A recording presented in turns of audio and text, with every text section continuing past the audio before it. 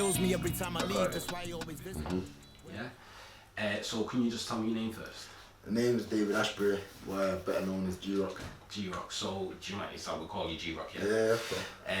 So you lived in what side? No. Nah, I actually grew up, lived in Middleton. I was adopted pretty much from birth. So even though I've got family connections and connections to the Moss Side area, I didn't actually grow up here, so I didn't come back probably till early teens. So what's your connection to Moss Side? Initially I'd say I probably came back to Moss Side through music. So I was involved in pirate stations down there, so I was involved in Love Energy, I was involved in ILFM. I think ILFM was the first station that I played on. Before that I used to move around with Megatone, so I used to do music with Megatone. I think it was through Megatone that I first went on to ILFM. So yeah, music was the general connection with Moss Side, yeah. How old were you when you first came here? Probably about 13, 14 to be honest with you. Yeah, 13, 14. And what were your first impressions of the area? I think for me, it was very different because obviously with me growing up in a predominantly white area, I was already like identity crisis kind of thing, looking for people that I could identify with and this and the other. So obviously for me, I wasn't. And obviously as well because of the fact that I was in and out of the community as well. So I'm here through the day, night time, whatever not, but I'm not actually getting my head down here a lot of the time. So a lot of the actual effects of certain things in the community, I'm not feeling as much as everybody else. Whereas because at this point in time, I'm not in touch or communicating with family that I know down here, so I'm only hearing things secondhand through friends and whatever not, or associates that I've got down here, so I'm not actually the actual, even though I can know somebody or know something that happened to somebody and this and the other, I'm not seeing the rest of the effects on different family members and this and the other because I'm not embedded in the community like that, do you understand what I mean? Yeah. So, yeah, for me, like I say, it's kind of different. It was for me. I'm glad and I'm excited to be around people that are experiencing the same things that I'm experiencing when they're coming out the door. Whereas in Middleton, I wasn't. People of my age group and whatever not, white counterparts, I'm not experiencing the same experiences when they're coming out the door as I am. So when I'm coming to South Manchester, Moss Side, Ardwick, whatever, boom, linking up with people down here, I'm now moving around people that are in the same experiences that I'm having, so I'm just like, I'm content with that, to be fair, you know what I mean? So I'm not even looking at whatever we're doing, what's going on and this, that and the other, because as mad as it sounds, I'm already living that I'm already getting through that isolated period for the 14 years before that, you understand what I'm saying? I'm feeling my own, so the rest of it's like, I'm just happy now, you know what I mean? I'm not really interested in what we're doing or this and the other. I'm glad to be in that environment. So what were some of the positives then, like coming from a place like Middleton, what was great about Moss Side? What was it that kept like I said, like-minded people who have the same experiences as myself, black youth, obviously, the music as well, so obviously I'm touching base with other people that are involved in music like myself, so I'm getting together with the people that are expressing themselves through music, so to speak. So yeah, I'm happy with that, you know what I mean? And what was your first experience with like gangs? When did that happen? My first experience, I wouldn't even say my first experience with gangs is because I don't know how to explain it. How can you explain it? People outside of gangs will talk about gangs as some big statement like, oh, you've been introduced to some gang or this and that. If you wasn't ever introduced to a gang or a set of people that was involved, you just came to know people, and then later on, oh yeah, this person's affiliated to this and this person's affiliated to that. Do you understand what I mean? So it wasn't like, oh, your introduction to this, that and the other. It was just like, when you're around the area, you get to know set people are doing set things, and that's it. You know what I mean? So when was the first time you heard like Gooch, Donington or people referred to? I think, to be honest with you, I think anybody in Manchester would have heard about Gooch, Donington, Cheetham before any, like, you know what I mean? Anyway, because of those times. But I'm 44 now, 45, so I was growing up in the 90s, 92, 93, 94. They was the heights of this. This is when Manchester got the name Gunchester. So it wasn't a thing where like everybody had heard it. You didn't have to come to South Manchester to hear of like gangs in Manchester. Everybody knew anyway, regardless of what area they were from. So what was, when were you first associated with them? When did you first get referred to as like a gang member? Can you remember when that first happened? When was your own realisation of, oh, right, I'm in it?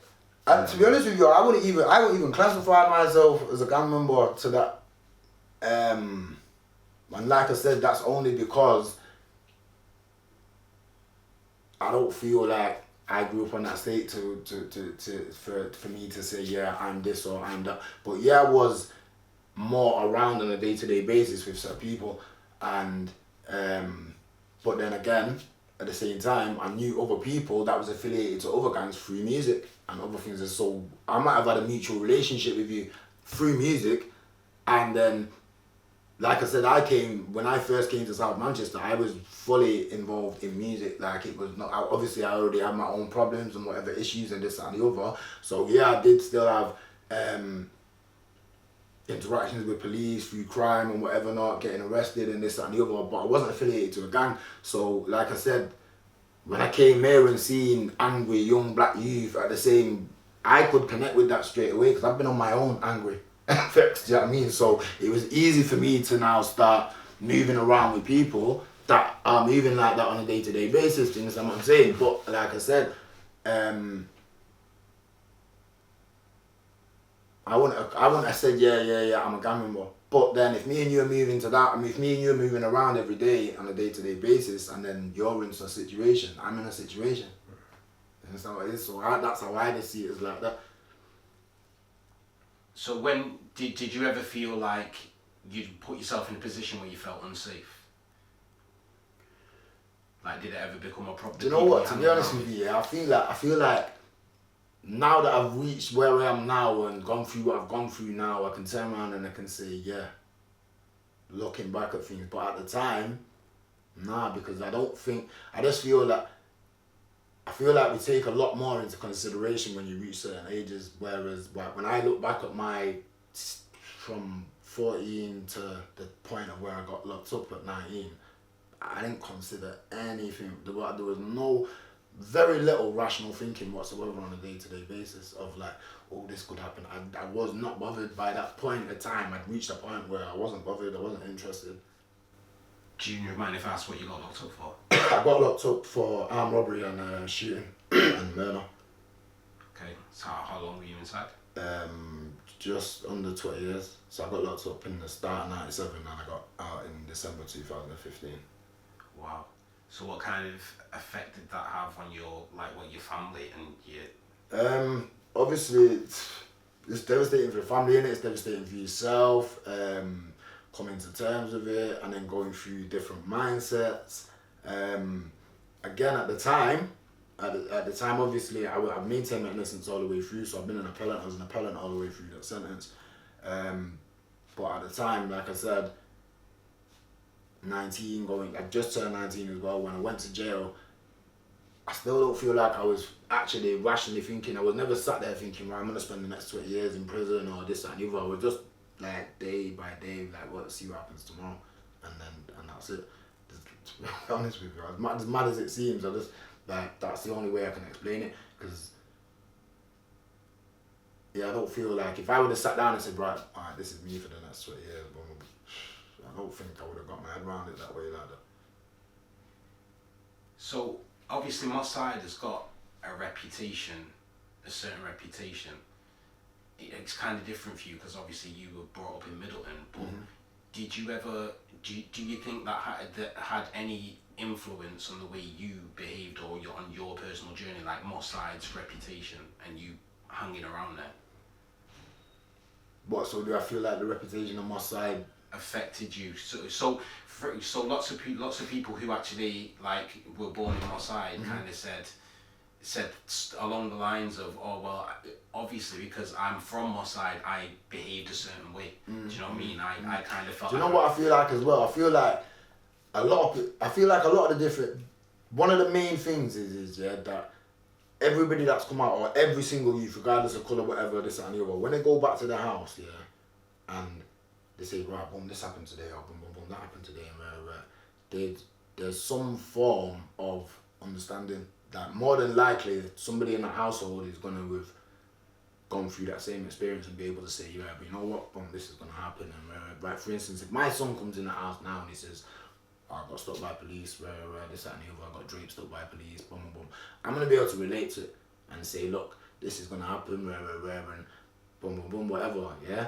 When I was going back to a white middle class house and say, yo, this is what's happened when I was outside today, nobody can relate to this because nobody's not having these experiences, right? Nobody's not, like, so just two completely different lives. You know what I mean? Not to say that it's void of love, there's love there, but I'm just saying it's just two completely different experiences. So everything I was doing was like, I'm going out finding whatever, every single thing that you can think of, I'm having to go out and learn by myself, you know what I mean? And find out and navigate through it myself without being able to tap into something at home and say, right, boom, boom, boom, this experience, that experience. It was just straight, just bouncing off walls basically, you know what I mean? And just... just going through life like that. So if you could go back and give yourself some advice, like, would you still knock about my side? Yeah, because to be fair, the stigma of gangs and this, that, and the other is not like, that's not all my side is about. Do you understand what I'm saying? So it doesn't. It's not that.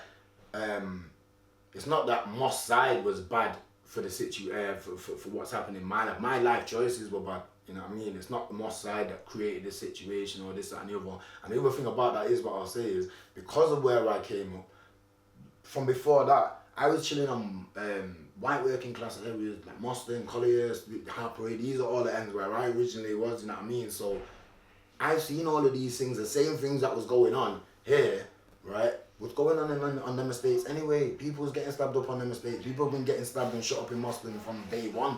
You know what I mean? So it's like, this was highlighted as a gang one because at that period of time, gun crime was not as popular as what it is. So that's all it was. It was gun crime and the fact that it was black youths and it helped fit an agenda of whatever, you know what I mean? This, that, and the other. But I was seeing these things every day on Moston estates, you know what I mean? And Damn estates and this, that, and the other. This isn't like, it wasn't isolated to Moss side. Organised crime wasn't isolated to Moss side. So why do you think that is? Have you got any theory to why Moss side has got that reputation when other areas in Manchester are possibly as bad? Do you know what it is? To be honest with you, I feel like the press likes to jump on anything, and I feel like the press likes to jump on things that are black all the time. So therefore, it's the same when you go. I dual parent here, so my son lives in Croydon. So every time they talk about Brixton, they talk about Peckham, they talk about Croydon. It's the same thing. You know what I mean? So I see it in every single scale, and because as well the experiences that I've had in life, I can see these things immediately. I see these things in the press every single day, and can pick it out. So yeah, it's agenda, isn't it? You know what I mean? We as a Moss side community, what do you think? Is there anything we can do to change that narrative? Do you think? The young people here now. The young people that are here now, obviously through whatever with their collective of through what I know of music and this, that, and the other, they seem very together. I don't feel like there's the same divide in the youth as there was when, you know, what I remember of like 16, 17, 18. I don't feel that. But obviously I've been detached from it as well, so therefore maybe, you know what I mean, I'm blind to certain things. But I personally, I don't see it, which is a good thing. So what are your personal plans for the future? My personal plans for the future, I'm continuing with music now, so obviously, which is where I initially started doing the music. I'm continuing with the music. I'm trying to progress it to as far as I can, and then like, obviously make continuations from that to having other little youth associated things to that. If you had some advice, because obviously this film we're hoping young people from our side will see, like from your own personal experience, what advice would you give someone who's maybe falling on the wrong side of the tracks? The biggest advice that I can give to any youth, I will say, is always continually be yourself. to be fair. Like, I think there's too much pressures from whether it be school, social media, or whatever it is, that, like, for instance, we like to pigeonhole everything. Do you understand what I'm saying? Like, yo, this set of criteria makes a man them. This set of criteria means you're this. This set of criteria means you're that. Listen, whatever it is you, and it doesn't make any difference. If I like this and you like that, then that's what it is, isn't it? You don't have to start liking what I like just to feel like you fit in. Do you understand what I'm saying? Then that's this bullshit, innit? That until we can all just be like confident and comfortable within ourselves, that's the only thing that I can see like as proper advice to make people move forward, is just to be confident within themselves. You're never gonna be comfortable if you're even if you do take on everything I've said and follow what I do and this, that and the other, and you're not comfortable within that, because that's not you really, you know what I mean? You're just putting up an image, but you're not really comfortable within that image, you know what I mean? Because it's not you. So you just go back a little bit, right? So it feels like when you got to my side, you were excited to find a sense of belonging. Is that like, you know, like, like you were saying in Middleton, there wasn't a black community there. No. You came to my side and felt that. Do you have any regrets that actually maybe it wasn't the you know, because you could have gone to like a really positive black community, or a more positive black community. Do you resent that, or would you still do the same? Would you still come to my side? Yeah, of course, because this is the most that I've got ties and connections to my side anyway. So of course, what I resent, if anything, is, like I said, my own choices, and the same way what I'm saying, fitting into crowds and this, that and the other. I think as youth we do go with the crowd. It's easy enough said now, but like I said, I'm 44, so it's easy to say things now. But as a youth, even myself, of course you misled, you go into things, you know what I mean? It's easy, you go with the crowd, don't you, as a youth, you know what I mean? As a child, sorry, you go with the crowd, innit? So, yeah, I feel like, even though I could have been aware of certain things back then as well, and still let myself go into certain situations, you know what I mean? Just because of, like I said, juvenile mindset. But, yeah, I just wish I would have been a little bit more focused on what it was I wanted to do, and just stayed hard-headed on that, which again, without pushing blame, I do feel that if that would have been supported to a certain degree and being relatable to a certain degree in the house, maybe that would have been the case. Yeah, is there anything else you'd like to add, knowing where the film's going, knowing who it's going to reach? Is there anything you feel like the part of your story that you think actually we should talk about that? Can I ask it as a question? Yes. So like when you're saying there, you said there is the area, but then people have to take accountability for their problems. Obviously, you've had a long time to think about that concept, and you have to have age to get there as well, innit? I feel like this age brings a certain wisdom you cannot have. So, knowing that it's hard for man to come to these realizations, and maybe it can be too late beforehand, what advice would you give to men who need to make it but they're not there yet? Do you get what I mean? What can help them get to a place without going to prison, or how can they help get to the place where they are? It's a big question, I don't think there's any easy, quick, snappy answer to it. If they were here now, if there's a group of them, anyway, asking you, what would you be like, bro? No pressure. There's no answer. But if they were here going, bro, what can I do? You know what? To be real with you, if they was here now, then half of the battle's won. If they was here asking you, saying, bro, then there is the dialogue that can be had with them. It's the fact that the majority of people, depending on who you're talking about, at that mindset, you couldn't have sat me down. I was not having a conversation with you, bro. I'm not asked. So it's getting people before. I do feel like there's a point, where there's no talking to this guy, innit? Like, he's gonna have to crash. It feels like, a lot of that's through my own experience. Like, you could have put the most proper person in front of me that's been through everything I've been through, sat him down and he say, yo, bro, boom, boom, boom. I'm not asked, bro. You know what I mean? Because I've reached that point where I'm on my self-sabotaging it. Let me self-destruct, let me wrap up, and then like we can have dialogue maybe in it. But until that point, like, yo, it is the realest answer. Yeah.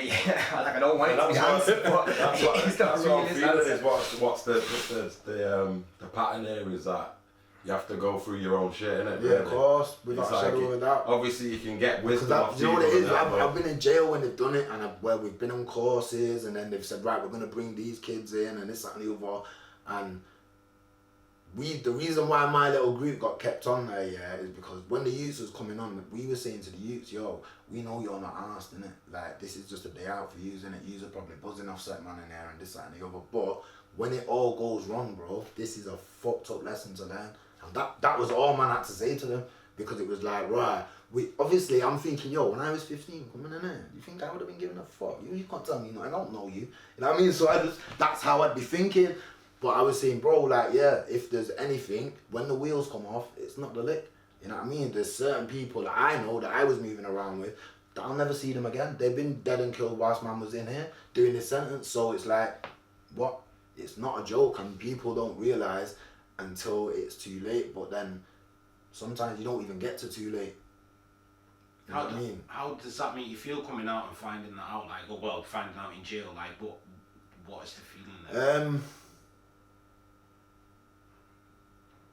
I don't know what it's. To be honest with you, it's a bit mad because you're in two mindsets, because you're thinking, right, if you was out here, then it's just perpetual, isn't it? You're gonna continue, you're gonna do the same thing. So then you're in jail, and I think when jail is the time when you start to put everything in perspective. And like I said, I'm not somebody with low intelligence, so even in the midst of it, I'm thinking, this is my but then when you're in the midst of it, it is what it is. Rationalisation. Yeah. So when you're sat down though, when you're in a pen and you're thinking, right,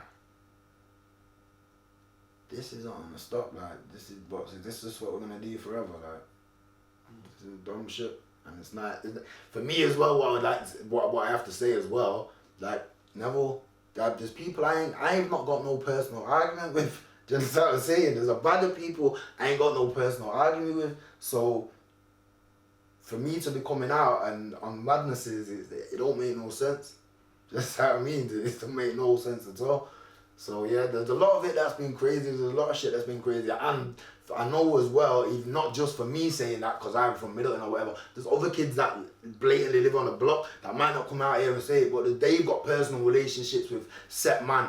And you know what I mean? They might screw up for a man, but I know that you've not really got no animosity between each other. And it's only as big people that when we're going out now, like, oh, you see man and you chat to man and boom, boom, boom, and this, that, and the other. And it's still mad that I see set people at funerals and be chatting to them, and they can still see, like, certain times there's that energy, like,